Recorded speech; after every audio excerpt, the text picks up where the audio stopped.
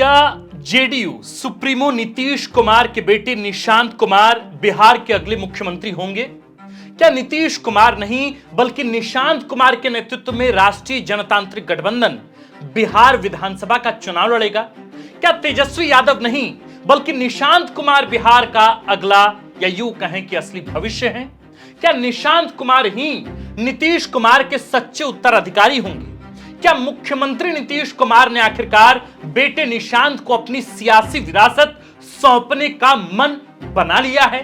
क्या आरजेडी के तेजस्वी यादव, लोजपा के चिराग पासवान और कांग्रेस के कन्हैया कुमार का जवाब जेडीयू की ओर से निशांत कुमार बनेंगे? क्या मुख्यमंत्री नीतीश कुमार बिहार विधानसभा चुनाव में अपने खिलाफ एंटी इनकम्बेंसी की लहर को परिवारवाद के जरिए हराएंगे? आखिर क्या व्यवस्था है कि अब तक लालू यादव पर परिवारवाद का आरोप लगाते आए नीतीश कुमार को आखिरकार उसी फॉर्मूले को अपनाना पड़ रहा है?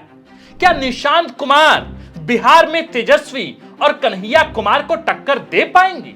इस वीडियो में आज बिहार की सियासत में निशांत की लॉन्चिंग और उसके प्रभाव के विषय पर बात करेंगे।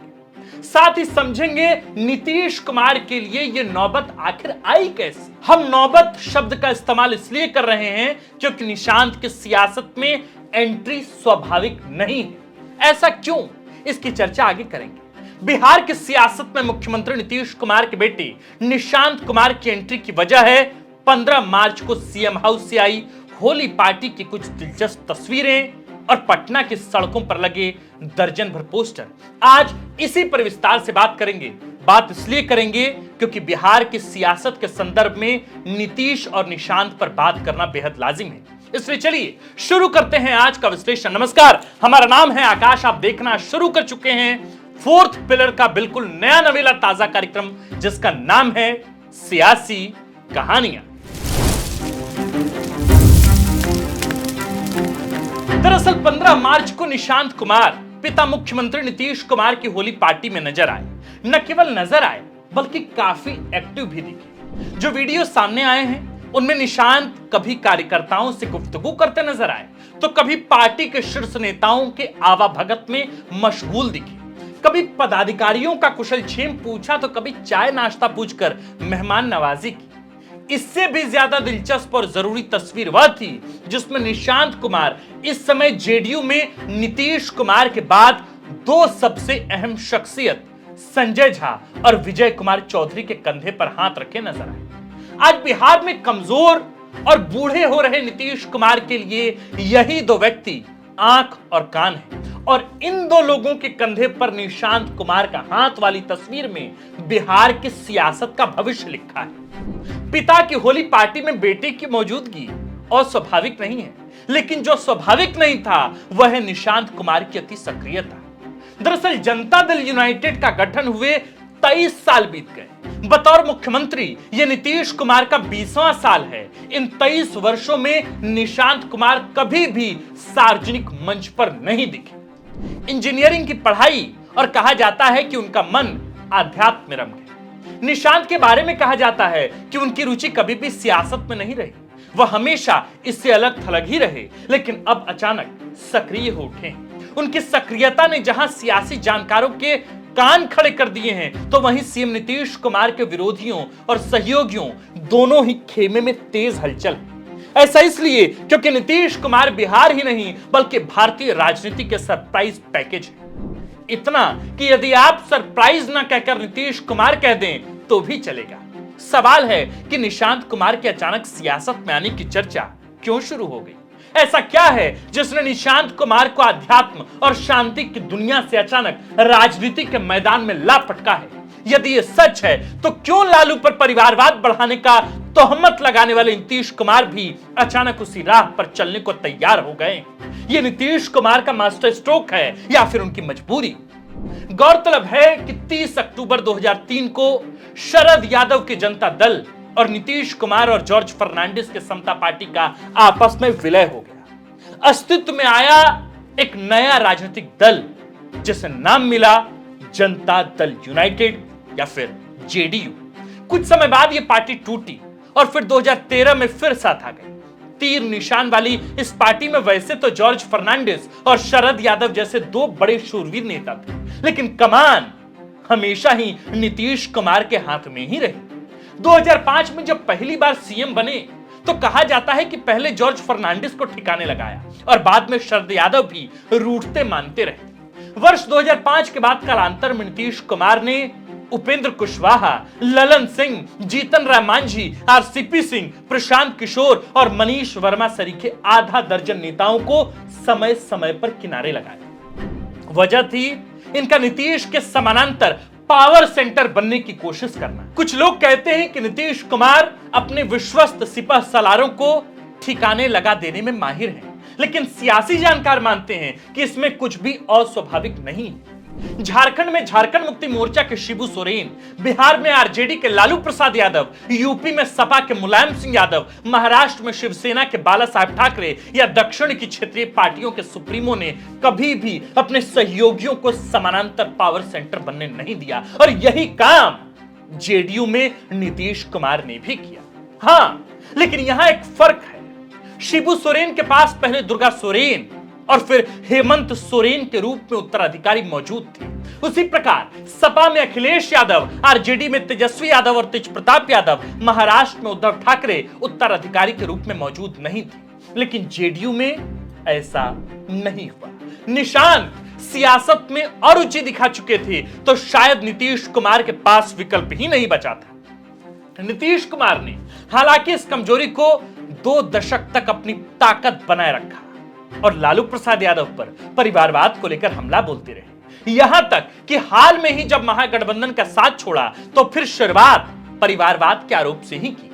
हालांकि यही शायद उनकी सबसे बड़ी कमजोरी भी बन गई। दरअसल पिछले 5 साल के कार्यकाल में नीतीश कुमार की तबीयत और मानसिक स्थिति को लेकर सवाल उठने लगे। 2005 में जिस नीतीश कुमार की प्रशंसा उनकी वाक्पटुता और संतुलित व्यवहार के लिए होती थी, वही नीतीश कुमार सदन के भीतर और बाहर आपाक होते नजर आए। कई बार महिलाओं पर विवादित टिप्पणी तक करते।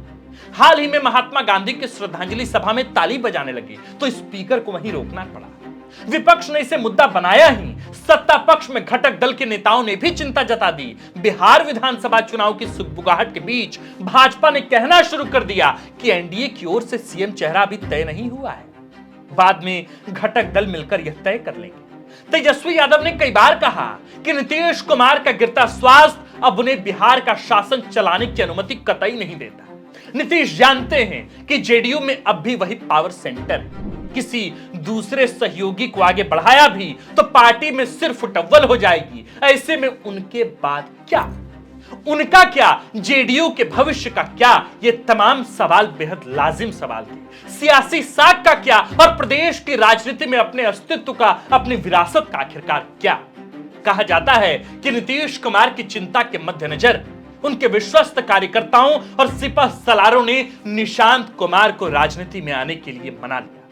वक्त और हालात का तकाजा ऐसा कि निशांत कुमार ने भी हामी भर दी और अब पिता के साथ नजर आने लगे। सियासी जानकारों का मानना है कि निशांत कुमार को सियासत में एंट्री दिलाना नीतीश कुमार का मास्टर स्ट्रोक ही है।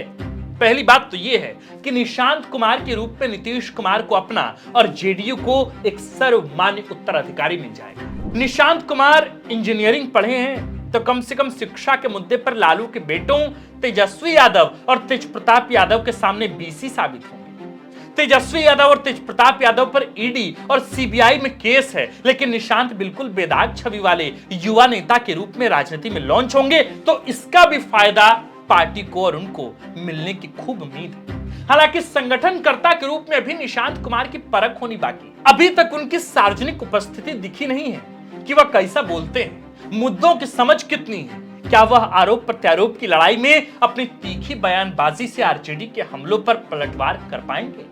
नीतीश कुमार निशांत के जरिए एनडीए में घटक दल बीजेपी को भी संदेश देना चाहते हैं कि वह अभी चूके नहीं, उनमें अभी बहुत कुछ बाकी है। वह प्रत्यक्ष नहीं तो बेटे निशांत के जरिए परोक्ष रूप से बिहार की सियासत का पावर सेंटर बने रह सकते हैं। दरअसल नीतीश कुमार सियासी गणित में भी माहिर खिलाड़ी हैं।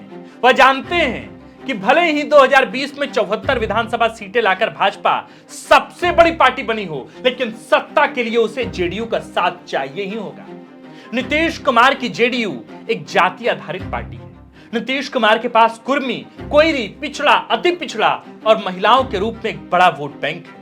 बिहार में सरकारी नौकरियों की बहार ने युवाओं की भी एक बड़ी आबादी को नीतीश के साथ जोड़ा है। भाजपा भी यह गणित समझती है, इसलिए भले ही यह न कहे कि नीतीश मुख्यमंत्री होंगे, लेकिन यह बताती है कि विधानसभा चुनाव वाई में लड़ा जाएगा। हो सकता है कि नीतीश कुमार एनडीए को बहुमत मिलने पर निशांत को सीएम बनाने का दबाव बनाएं और भाजपा को यह स्वीकार भी करना पड़े। इसकी वजह है केंद्र की राजनीति।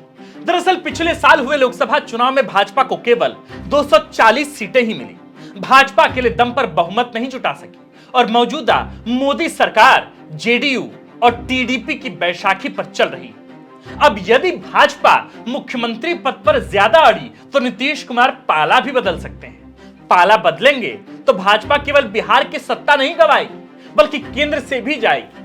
ऐसे में नीतीश कुमार निशांत को सीएम और डिप्टी सीएम बनाने के लिए भाजपा को मनवा सकते हैं और खुद राज्यसभा या फिर केंद्र सरकार में मंत्री पद लेकर बिहार की सियासत में अपनी जमीन बचाए रख सकते हैं। सियासत में कुछ भी असंभव या स्थिर नहीं है। यहां पल पल रंग बदलते हैं। कमजोर और खराब स्वास्थ्य के बाद भी नीतीश कुमार बिहार के सियासत में प्रासंगिक बने रहेंगे। यदि उनके खराब स्वास्थ्य पर सवाल है तो निशांत कुमार के जरिए सहयोगियों और विरोधियों को साधेंगे।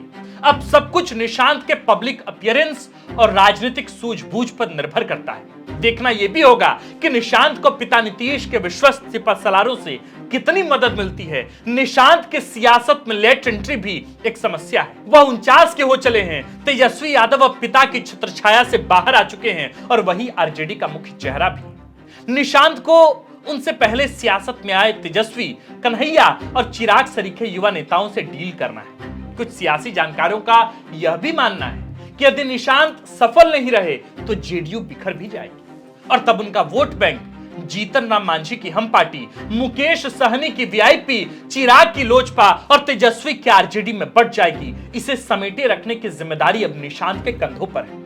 यदि निशांत कामयाब रहे तो जेडीयू प्रासंगिक बना रहेगा, खेमा चाहे जो भी रहे, वरना भाजपा दूसरा छत्र ढूंढ ही ले।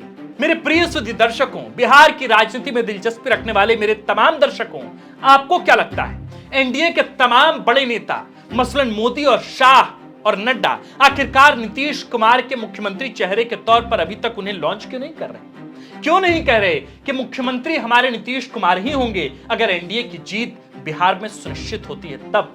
लेकिन आप गौर करें, अब तक किसी भी नेता ने, एनडीए के बड़े नेता मसलन प्रधानमंत्री मोदी ने, गृह मंत्री अमित शाह ने और राष्ट्रीय अध्यक्ष जेपी नड्डा ने अब तक किसी भी सार्वजनिक मंच पर यह ऐलान नहीं किया कि नीतीश कुमार ही मुख्यमंत्री चेहरा होंगे बिहार में एनडीए की ओर से। तो क्या यह माना जा सकता है कि नीतीश कुमार ही एनडीए से बार्गेनिंग कर रहे हैं, बीजेपी से बार्गेनिंग कर रहे हैं और बार्गेनिंग के पीछे में एक चेहरा है और वो चेहरा है निशांत कुमार का? क्या नीतीश खुद नहीं चाहते कि वे मुख्यमंत्री बने? क्या नीतीश मुख्यमंत्री की कुर्सी निशांत के लिए सुरक्षित रखना चाहते हैं? इन तमाम मसलों पर आपकी क्या राय है?